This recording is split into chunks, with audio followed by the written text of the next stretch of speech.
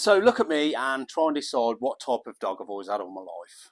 So that could be a big dog, a Great Dane, a Labrador, medium-sized Labrador, Alsatian Boxer, or maybe I've gone for small dogs, Terriers, Chihuahuas. And what you're doing is you're looking at me and you're trying to use some kind of intuition, some gut instinct, because there's no scientific way to know exactly what type of dog I have. And over the next 7 minutes, we're going to talk about that. Mr. Toastmaster, fellow Toastmasters, and guests. So when I was 10 years old, I was attacked by a dog. The dog was a rough collie.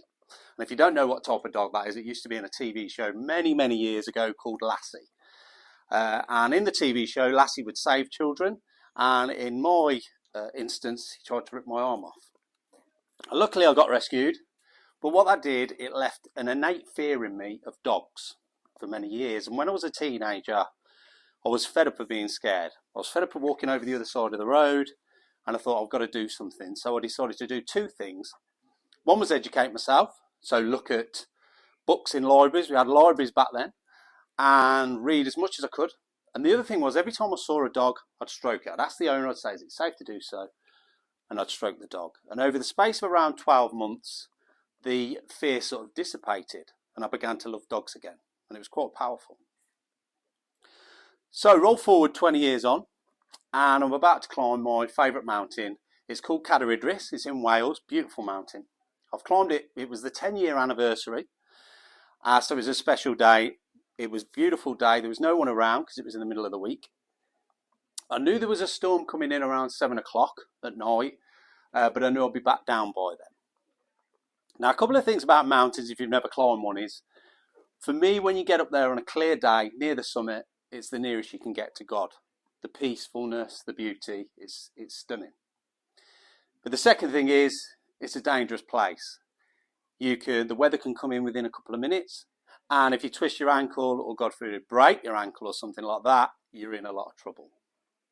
Now, coming with me was my trusted dog, my trusted boxer dog, Beans. So he's 3 years old, mad as a box of frogs. He's like a toddler in a fur coat. But he came everywhere with me. He was a great partner in crime. Now, the name was terrible. I had a young family at the time. They decided the names of all our pets. They called our cat Sausage.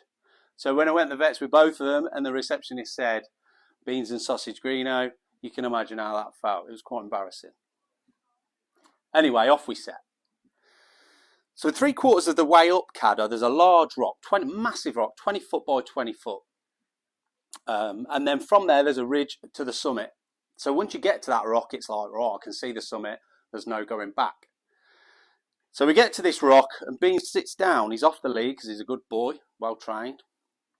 And he starts licking his lips. I was like, that's strange. So I talk to him like humans do. What are you doing? Then he starts barking. He starts to circle the rock. I don't know what's going on. He's like a computer. He's lost he's lost battery. Something's wrong. But he wouldn't come. I tried pulling him. So I had to make a decision. I could put him on the lead and force him up there. There's a hut at the top. So I knew if there was any problems, I could stay in the hut. And I looked to the west and the storm's coming in early. So I thought, shall I go up to the hut, get to the summit, but if the storm comes in, I can stay there and then come back down later on. I had to make a judgment call. I didn't want to fail. And it was the hardest decision I made, sort of from physical endurance, believe it or not, that I came back down. And then the next day, I found out it was one of the worst storms I'd ever had up there. And the hut was actually closed for renovations. So I'm not saying he saved my life, but he got me out of a lot of trouble, without a doubt. And I think, looking back, I was thinking to myself again, I wanted to educate myself, how did he know? How did he know? And so I looked it up.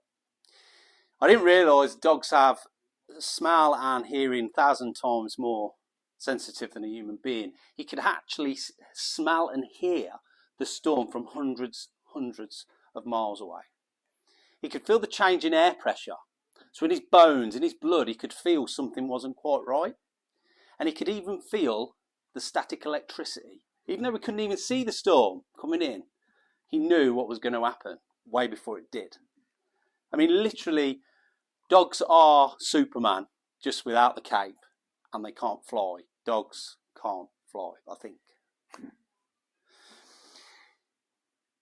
So years later, I was running with Beans, and he lay down in a puddle, chest first, and I thought, that's strange. It's not like him. And it happened quite often. We had to take him to the vets, and we got the worst news possible. He had a mass over his heart. And then one morning on the decking, sunny morning, never forget it, he came over to me with his head down 6 months later, and I knew again in my gut he'd had enough. Because that's the thing about dogs. They'll love you unconditionally all their life, and then one day you have to make the hardest decision. And he died in my arms that night, and he was only 6 years old. So I look back through the story and I think, what, I learned so many things from Bean, so many. He was a brilliant friend. But there are three things about that story that I think are really powerful for people. The first one is gut instinct. You know, we all get told that pull in our stomach, go with your gut. We hear it a lot. But sometimes when it's all we've got, it's the difference between us and danger. The second thing is dogs, respect them. You might not love them or hate them, but they're here to stay. They're brilliant for humanity. And we talk a lot about AI at the minute. AI wouldn't have saved me on that mountain. And the third thing is fear. You know, if we've got a fear, lean into it. It's important, whether it's fear of flying, fear of spiders, fear of Toastmaster, your first speech. We all have them. Lean into it. It's important because then it loses its grip when you lean into fear. And for me, overcoming my fear when I was 10 years old, it didn't just change my life. It seriously probably saved it.